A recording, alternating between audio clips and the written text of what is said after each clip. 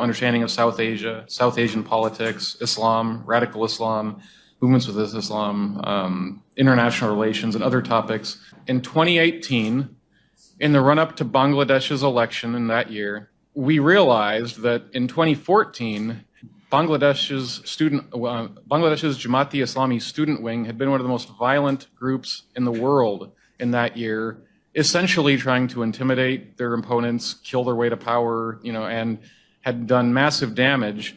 And we didn't want it to happen again. We worked with very few other people in America that understood this issue to get a resolution introduced to counter this and to point out who these people were. And so in the run-up to the election, should this kind of thing happen again, to make sure people knew what was happening.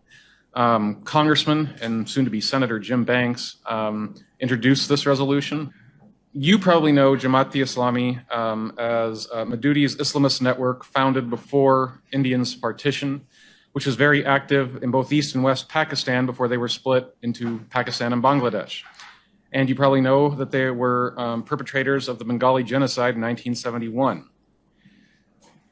But Jamaat-e-Islami did not stay in South Asia. It exists globally, including in the US and in Europe. To me, most predominantly, although not exclusively, it is the Islamic Circle of North America, or ICNA, as it is usually called. There are other organizations, the Muslim Ummah of North America, and various subchapters of these groups, such as Helping Hands for Relief and Development, ICNA Relief, and others. This is just in America. There are more in Europe. ICNA is simply a branch of Jamaat-e-Islami, a major one. This is not seriously disputed by anybody that knows the region or knows the topic at all. Madudi himself visited their opening event in the late 70s, wrote probably the authoritative book on Jamaat-e-Islami in English, and he openly refers to ICNA as one of the major branches of Jamaat-e-Islami in the world. John Esposito, a prominent academic from Georgetown, also refers to Islamic Circle of North America as a Jamaat proxy. The only time this is challenged is in a highly technical sense when ICNA finds itself in trouble for being too close to terrorists, and they try to, get away from things that they otherwise would be close to. But nobody seriously disputes this. ICNA, or Islamic Circle of North America again, is known to be closer to the Pakistani branch of Jamaat-e-Islami, but that is not a hard and fast rule, and they get involved in Bangladeshi politics as well. And also, Ashraf Fuzaman Khan, a leader in Jamaat-e-Islami militia group in Bangladesh, who was convicted and sentenced to death by a war crimes tribunal in Bangladesh, is the former ICNA vice president. After this happened, he is believed to move out of the US. Last I heard, he's living in Pakistan. But the point is, a very high-ranking officer in ICNA was a Bangladeshi war criminal. There are other things that show how clearly their interests align with Bangladeshi Jamaat. When Mukhtar Rahman Nizami, another convicted Bangladeshi war criminal, was sentenced to death for leading the Al-Badr terror squad, current president of Islamic Circle of North America, who was also their former chairman of two of their other branches, as well as a leader in other Islamist organizations, a guy by the name of Mohsen Ansari, a Pakistani origin doctor, openly mourned for him on his social media accounts, and Islamic Circle of North America gave him a posthumous Community Appreciation Award after he was executed, to show you where they are going. Another person that mourned Nizami's passing was Turkish President Erdogan, who tried very hard and very openly to prevent his execution. Another organization that I mentioned that is trying to shape Americans' perception of Bangladesh and of events in South Asia, Mohammed Nektar Rahman is a prominent board member and spokesperson for MUNA and the close friend of Mohsen Ansari, the Islamic Circle of North America's current president. He is the son of a war criminal in Bangladesh. My point being is that these groups exist. They are active, they have many chapters, they are well organized, and have every incentive to paint the Bangladeshi government, the Awami League, and Jamaat-e-Islami in Bangladesh in a particular way. Generally, the way they view these things is not how I think is in the best interest of my government and my country, and not in the best interest of the people of Bangladesh either. They have every incentive to amplify the sins, real or imagined, of the Bangladeshi government and the Awami League and Sheikh Hasina. They have every incentive to downplay the role of Islami Chakra Shabir for their violence in 2014. A London-based barrister, Abdur Razak, before resigning for Jamaat-e-Islami, visited DC frequently to make the case for Bangladeshi Jamaat. Toby Cadman, who is registered as Jamaat-e-Islami Bangladesh's lawyer, has been active in doing the same thing. He just recently, a few days ago, put out a statement decrying the Bangladeshi government for keeping Jamaat-e-Islami from contesting elections, saying that it was driven by the need to repress anything seen as political dissent. And I could go on and on. There is a huge ecosystem in the US, both from domestic Islamists as well as Bangladeshi, projecting their power directly into the US via lobbying and such to shape the narrative in a certain way. I will never forget a time when I had just started working on these issues. I attended a briefing on Capitol Hill in the House of Representatives office building. Human Rights Watch, a left-wing NGO, was in attendance. And John Sifton, Human Rights Watch director for Asian advocacy, openly criticized Bangladesh for banning what he called the Jamaat Party, an act he deemed undemocratic. Knowing a little bit about the history of Jamaat-e-Islami, I was shocked. I fully understand the inherent difficulties and risks in disqualifying political parties from participating in the process. Making democracy work is difficult. An actor in the so-called democratic process that does not hesitate to get involved in violence is not dedicated to democracy. And to have an influential organization like Human Rights Watch that cannot even be bothered to mention that the Jamaat Party, in their words, was part of a genocide that literally killed millions and had engaged in mass violence only a few years ago, and not even bothered to bring this up as a context, I knew something had gone deeply wrong. And it has. And that is, I think, some of the source of problems with US policy towards Bangladesh and the wider South Asian region. Let me take a step back now and talk about the wider issue of Islam in America. Islam in America is not new. It is hundreds of years old. Currently, there are an estimated 3.45 million Muslims in America, or about 1.1% of the population. It is roughly tied for third after Christianity and Judaism, roughly tied with Hinduism and Buddhism. And the vast majority of these Muslims have no political agenda significantly different from Christian, Hindus, Buddhists, or any other of their fellow Americans. Most do not get involved in politics beyond voting. However, it is simply accurate to note that the most involved and most organized Muslims tend to be Islamists. Groups like ICNA are a prime example. When I say Islamists, I mean a Muslim who believes that Islamic law, as they conceive of it, should be imposed on everyone, regardless of religion, by the state, and that they take actions to make that happen. That can be done peacefully or through violent means. We view Islam as a religion not that different from others. Islamism, which is unique to Muslims but is not all of Islam, is a threat not only to non-Muslims but to the majority of moderate Muslims.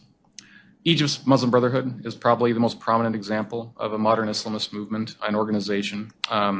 And of course, Muslim Brotherhood thinkers were in close touch with Maududi when he started Jamaat-e-Islami.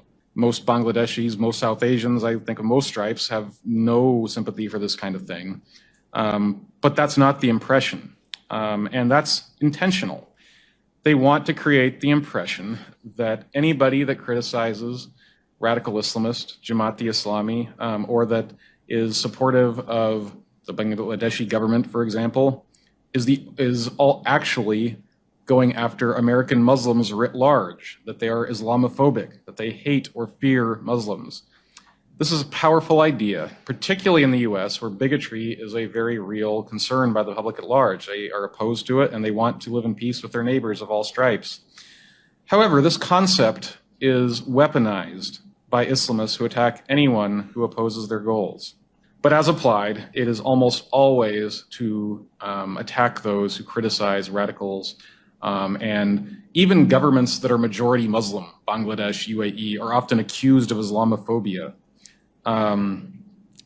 Absent effective opposition, this narrative often works. It certainly works far more often than it ought to. And currently, the opposition in South Asia lacks the scale of the Islamist lobby.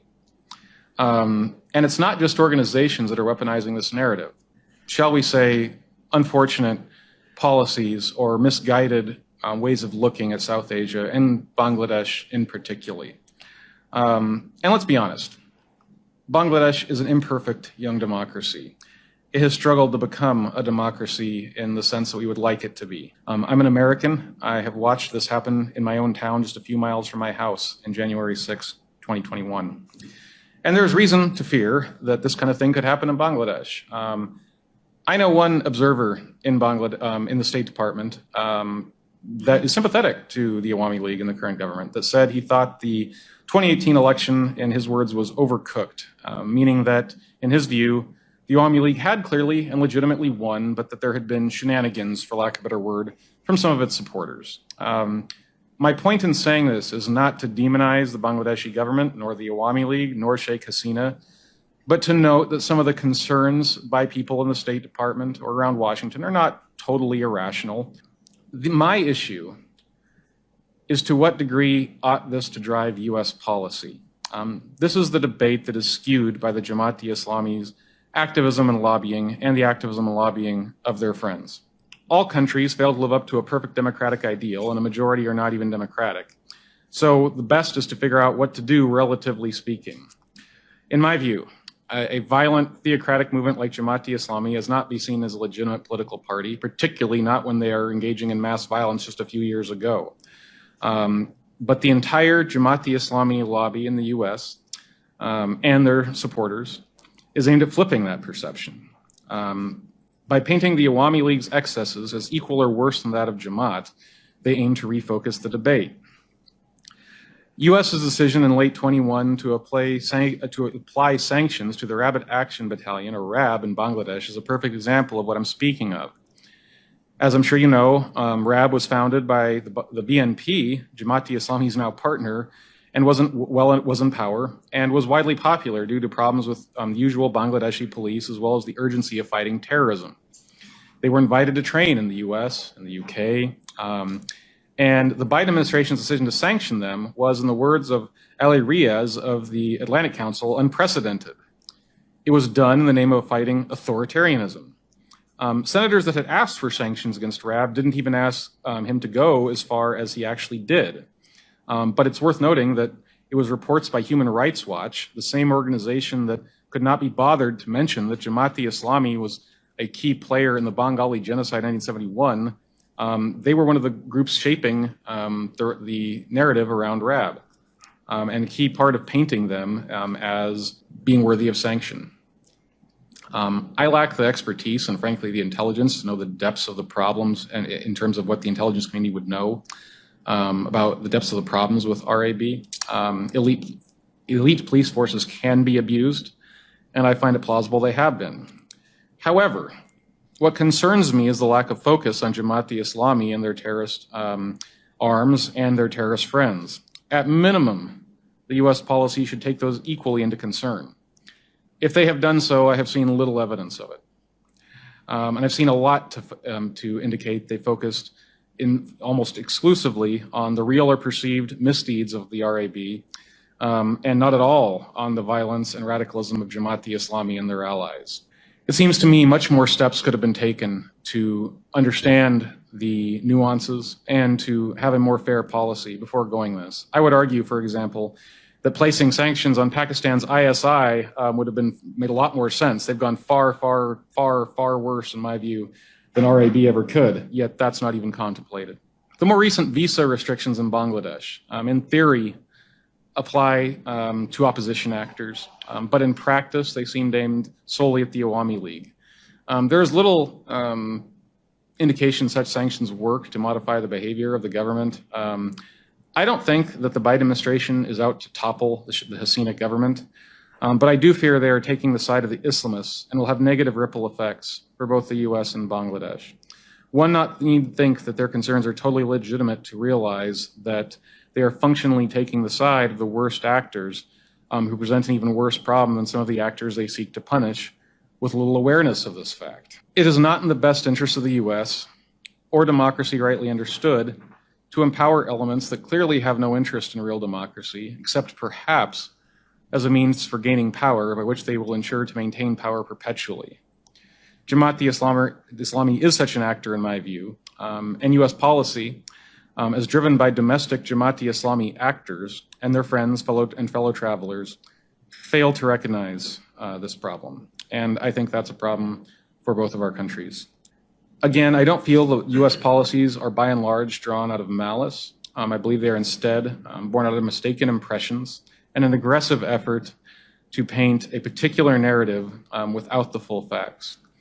To the degree our Indian and Bangladeshi partners can provide a more complete picture and call attention to why certain facets are being overlooked, aka the Jamaat-e-Islami lobby and their friends, while acknowledging the legitimate concerns of those in government, I think the U.S. can chart a better policy for itself and for the South Asia region.